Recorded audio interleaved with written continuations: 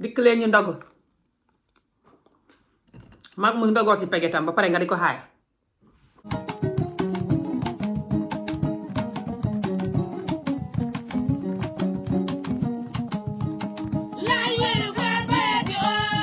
fañ dugg si faam góor gu toog foo xamoon na Gambien la fañ dugg si gis ngeen bitig bi nu bëree lekk mu ne benn kom laa xëy man fu ma jëm benn kom laa lay but what happened, how do you just have one kom? Ha God.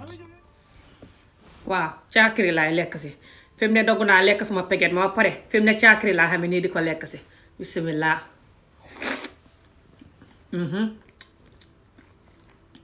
li nga dog boo koy bañ fekk nga gën see ñaaw.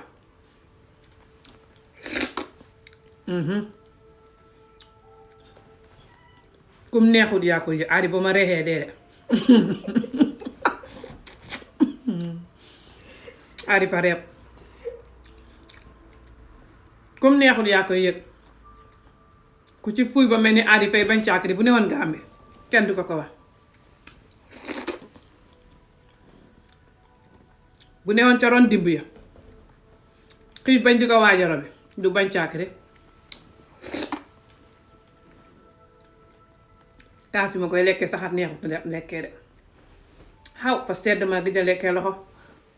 ma ko sant njaay ku ne foo doo dikk jekkali ma suma ndogulee maa suur bay waaja dee kenn xamul lu ma togg nag ceeb laa togg waaye diw gi laa bañ mu bëri far ceeb bi mel ni mbaxal te suma tamaate luqati ji fa jeexoon tuutee ci der ma togg ko kenn xamul lu ceeb bi du ni di xonq du baax de waaye aka neex nag du ngeen dikkal jimbale maa jekkali ma ceeb beeg rànqa basaab bi manuma ko jekkali maa suur ba hëpp mu ana njaayeen yi aadi fa xamadi walla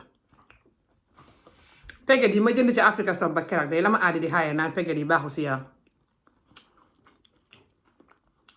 mag mu namm pegetam lekkut ko ay xat ba jënd peget ñeneenti peget yuñ pakete moos ma jënd ko aadi naan ma peget yi sàmbate golo njaay ma ne ko xanaa beneen yoon waaye tey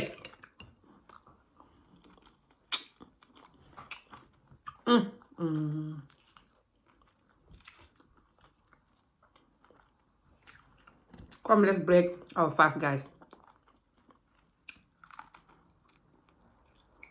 Sorry pigeon, the camera angle is not very good, it's dark, but who cares, I'm so hungry breaking my fast. My son,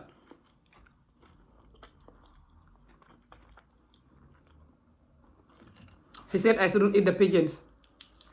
He said the pigeons are not good to eat. I said to him next time, not after I buy this pigeon, I've not ate them for so long.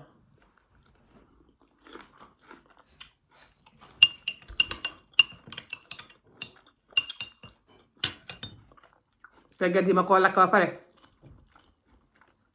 dënn peget ak a neex te bëri ndawal. The chest, that's where all the meats are. Sorry for the vegan people. I'm eating it with onions.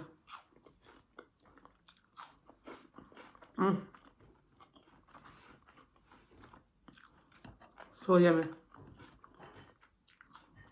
I have some potato here because Adi made potato. That's what he was having for dinner.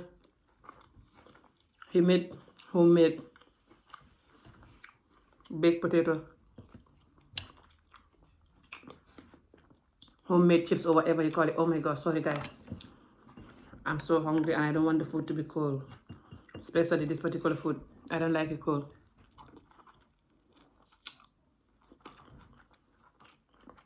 It's almost half cold anyway. Because when I made it, I was making my tea and everything. My son said I shouldn't eat it. He said the pigeons they're not good for your health. I said to him, I'll never buy it again. I never buy them all these years I live here, 15 years. Growing up in Gambia, I ate them sometimes. I'm eating so loud.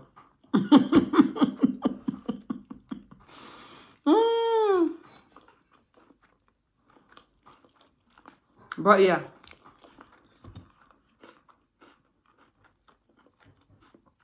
I ate them sometimes growing up in Gambia, but not many when I was young. And I ate this other thing called dicks.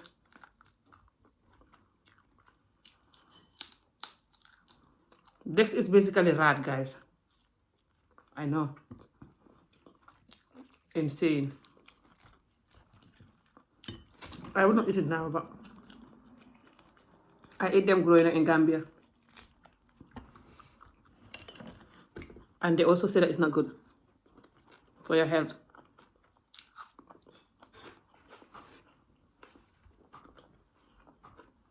ñu ne penget baaxut ci yaram fay joxe feebar ak ñu ne life nit baaxut diir moom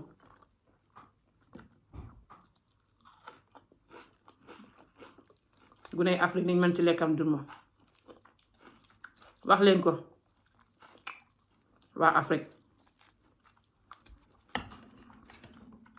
buñ ma leen di man xam naa du tere ni lekk ko ba am lu tax ci begeen mi de mais ni kawar kabaaya doo sëm la moo tax yenn wi lekk africain yi kay ma koy daw rek far benn yoon I will not eat all.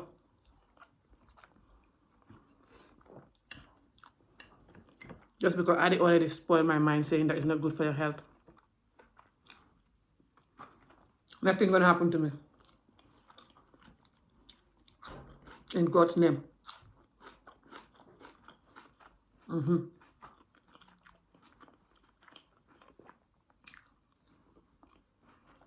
The package they're nice, but they're not as nice as back home one. I'm just gonna leave this one. This one is like, oh my god, this one is so scary. Hello. And again. Oh my god, this one looks so scary. And it's like the inside. Oh my god. Just this one is so scary. I'm not gonna eat this one. Hello. Hi. Oh my god. This one is so scary. I'm not sure if I'm gonna eat this one.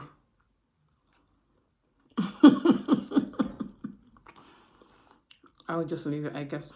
I love the onion. The lemon sauce is everything.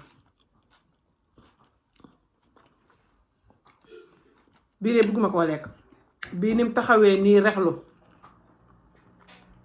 taxaw ak dënn bi nii. dënn peget bi nag. bii fa raglu de. waaye dënn bi de bëgg naa koo mos. taxaw rek ma mos si dënn bi rek. so yeah, vidéo bi dama ko def pour reeloo nit ñi rek ak pour fàttale ñu tay mi xale niñ daan lekkee peget. but yeah, peget yi safeewut ni pegeti Afrique. so ma xamoon sax duma ko jënd ba anyway. dama ko namoon rek moo tax ma bëgg ko try but yeah.